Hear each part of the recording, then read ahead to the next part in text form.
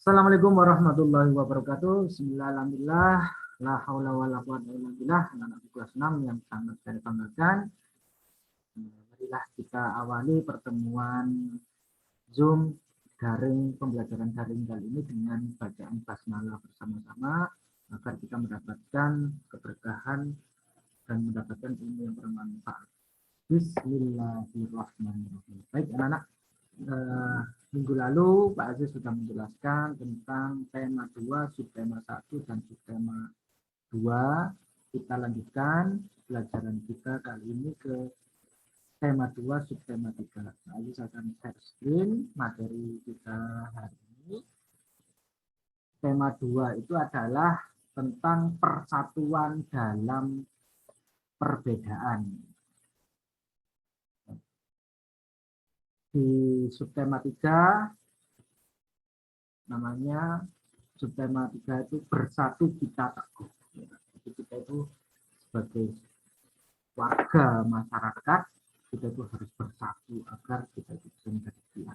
Nah, itu subtema 3 pembelajaran kita. Di dalam pembelajaran 1 kita membahas kata baku dan kata tidak baku.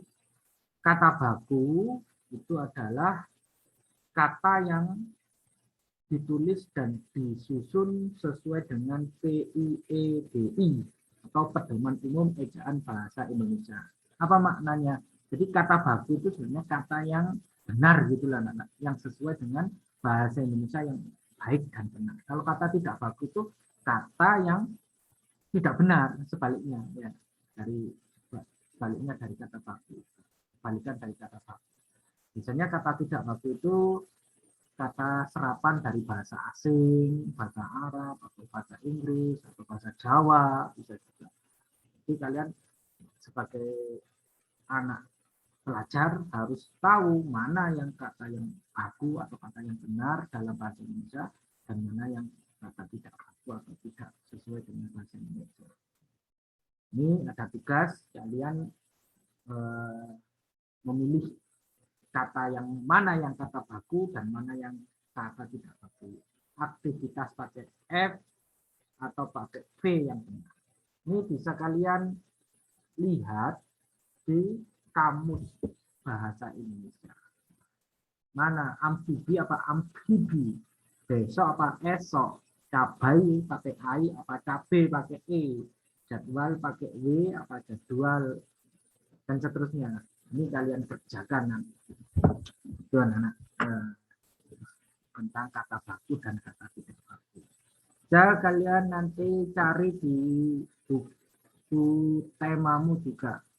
Nanti ada banyak penjelasan dari kata baku dan tidak baku. Kita memasuki muatan IPA. Kalau tadi muatan bahasa Indonesia, sekarang muatan IPA. Kita di pertemuan minggu lalu sudah membahas tentang adaptasi. Lalu ulangi lagi penjelasannya. Adaptasi adalah upaya makhluk hidup itu menyesuaikan diri dengan lingkungannya. Lalu apa manfaat adaptasi bagi makhluk hidup? Dia bisa mempertahankan hidupnya. Ini contoh manfaat adaptasi makhluk hidup dalam hal ini tumbuhan bagi manusia dan lingkungan. Seperti lidah buaya ini, gambarmu memiliki habitat di darat, mampu bertahan di lingkungan kering, dia bisa mempertahankan hidupnya di tempat yang kering, dia berarti melakukan adaptasi.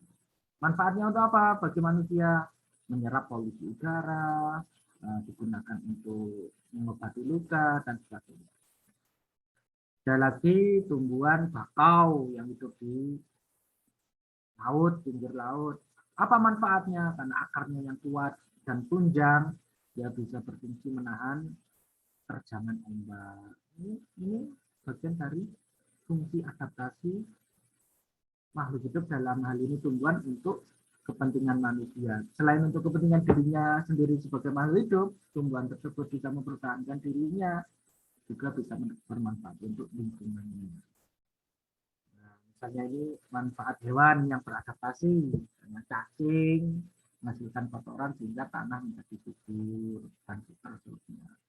Ada lagi contoh domba, ini karena dia beradaptasi dengan kulitnya yang tebal, bulunya yang tebal, dan bulunya bisa dimanfaatkan manusia untuk bahan pembuat kain ulu. Coba kalian cari, habis ini buatlah kolom-kolom gitu.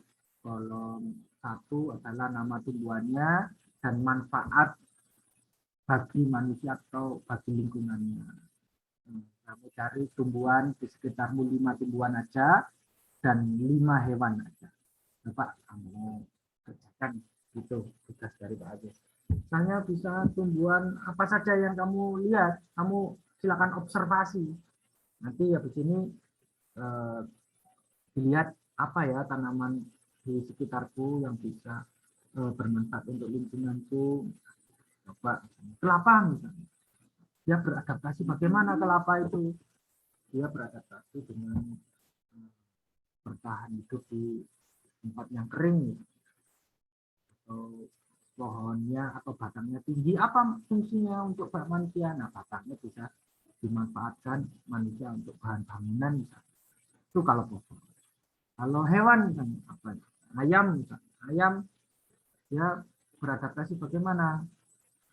Dengan bulunya misalnya. Bulunya digunakan manusia untuk apa? Untuk penebah atau kebus, sulak itu ya. Nah, kamu cari dia nanti. Silakan melakukan penelitian kecil-kecilan 5 tanaman atau tumbuhan di sekitarmu dan manfaat adaptasi yang dilakukan tanaman atau hewan tersebut bagi lingkungan dan bagi manusia. Itu tugas dari Pak Aziz untuk pertemuan kali ini. Minggu depan kita akan membahas tentang manfaat kemerdekaan. Bisa kamu baca PowerPoint-nya Pak Aziz yang saya share di grup WA kelas kita. Terima kasih dari Pak Aziz. Mohon maaf manakala ada kata-kata yang kurang paham, nanti bisa kita lanjutkan di via chat grup WA. Terima kasih. Sekali lagi terima kasih. Semangat belajar anak-anak, jangan lupa sholat duha ya. Jangan lupa sholat duha dan membantu orang tua. Dan tidak boleh malas walaupun kalian belajar di rumah. Terima kasih. Wallahul muwaffiq ila aqwamit thoriq. Wassalamualaikum warahmatullahi wabarakatuh. Sampai jumpa.